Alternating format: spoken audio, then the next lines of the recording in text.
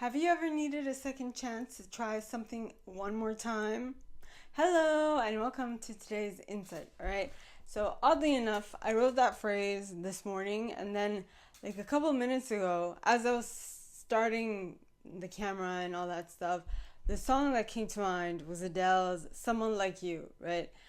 Never mind, I'll find someone like you. I wish nothing but the best for you too. Don't forget me, I beg. I'll remember you said sometimes it lasts in love, but sometimes it hurts instead. Sometimes it lasts in love, but sometimes it hurts instead.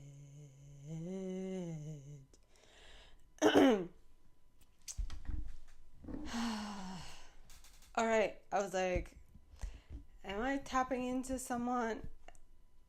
My first reaction was because I haven't exercised my vocal cords very often. They're kind of rusty. Number one, number two, I have it. I don't. I am. I hope you guys can see my tracheotomy scar.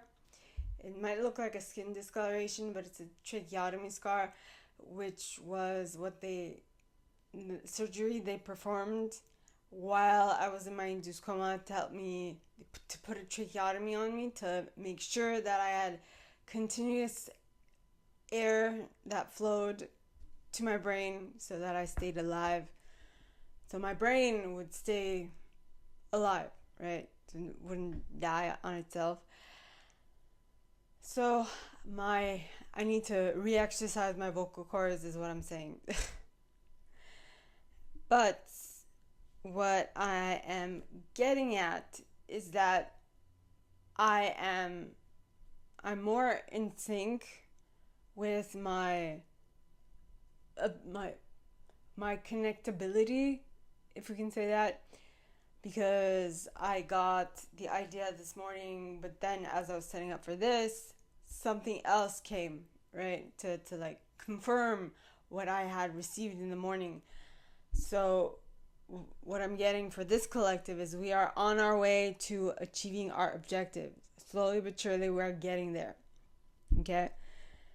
That is number one. So I specifically mentioned that because, you know, sometimes taking a step, taking a step and trying something new is a trauma of its own. And having a second chance at something is also a trauma of its own, because what you have to do is you have to let go of all the past experiences that have been attached to that thing that you are about to start for it to be able to get off the ground on the right foot. You need to come at it from a completely uh, blank slate is what I'm saying. Like the Fool card in tarot, which it doesn't mean anything bad. It just tarot is not bad or good. It is, and it is what you do of it or what you define it as that sets the tone. And the Fool represents starting a new project, something devoid of any past experiences. So that is what I got for that one, and it just means that we if we want to revisit something that we had that we had that we had tried before, we are going to have to come to it completely devoid of the past experiences we had prior for it to really be a fresh start, is what I'm getting. You don't have to give anything a second chance if you do not want to. So and everything we do in life is, what am I trying to say? Whatever we take on in life should be approached from the mentality of a fool, of someone who is approaching it from a blank slate. but not fully from a blank slate, as in you need to have some, you need to keep your experiences in the back of your mind, but you can't allow your experiences to stop you from moving forward with anything, because you are no longer the same person. And so how you will react to things and how you will interact with situations and things of that nature will be different from how you did prior. So you can't really pigeonhole yourself into thinking that what's going to happen is that you're going to get triggered by specific things, because specific things are going to come up and make you feel stressed, right? This kind of reminded me as allergies. Like, okay, I'll explain. Okay, what are allergies? Allergies are things that your body comes into contact with, that your body interprets as an attacker. Okay, that's why allergies happen. So people who get allergies from pollen and smells, food, textures, things of that nature. That is just your body thinking that it's being attacked when it actually is not. So it is a perceived threat, but it's not actually a threat. And perceiving that as a threat actually is problematic, because depending on how serious the reaction is within you, you might be able to function or not. Like, I know my sister's friend has like very acute allergic reactions.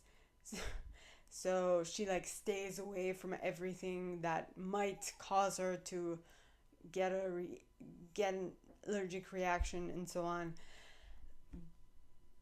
But it is something that has started happening in the past few years.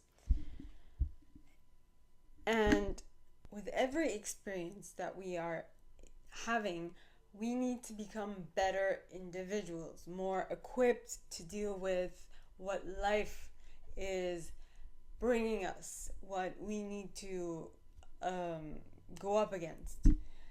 And if you aren't aware of the things that are happening in your life, aren't perceiving them, you will not be able to better counteract what will give you strife and difficulty in later down the road. And as much as sometimes we have, like I said, we have allergic reactions to things and we get triggered by situations, we need to be able to understand what the trauma is, understand what it's supposed to save us from, and then think of the best way to counteract that so that we can still continue being functional adults in a society that does not necessarily do well with people who have acute allergic reactions to things. So basically, we need to get back to what we were before. Functional human beings. I am going to give you an example, all right? My example. Now, I don't actually have an allergic reaction to anything, but all of a sudden, after my accident, I would get hot flashes, which made me puke. Okay? And so that actually hindered me from actually experiencing my life easily, especially like in winter time when you wear jackets and it's like super overheated in like indoors. I would actually, especially when I would get close to my cycle, I would like vomit a lot. And so the only way I was able to figure out that I need to like take off some layers and stuff for like trial and error take off layers, open up my jacket, take stuff off, and so on. It was trial and error, but at some point I figured it out, and now I no longer have that issue, or very little. So when I feel the signs, when I feel the symptoms swelling up inside of me, I'm like, okay, now I know what this means. So I start taking off layers, or I start opening up my vests, or whatever. Like, I know the symptoms, so I know how to react. That's generally how you should interact with anything that comes to you in your life. Yes. By the way, before I forget, okay, this Friday I will be at the Salon de Thé Bien Vivre, okay, to offer readings from one specific time to another. I will put all the details in the description box below, and I hope to see you guys there. For all of those who like in-person readings, I will be there. So please at least contact me so I can schedule you guys in, and so that we don't have like issues of people having to wait or whatnot. So is there something that you currently are having difficulty experiencing and are getting triggered on a daily basis that is actually hindering you from living your life? Is what I want you to ponder. So ponder that,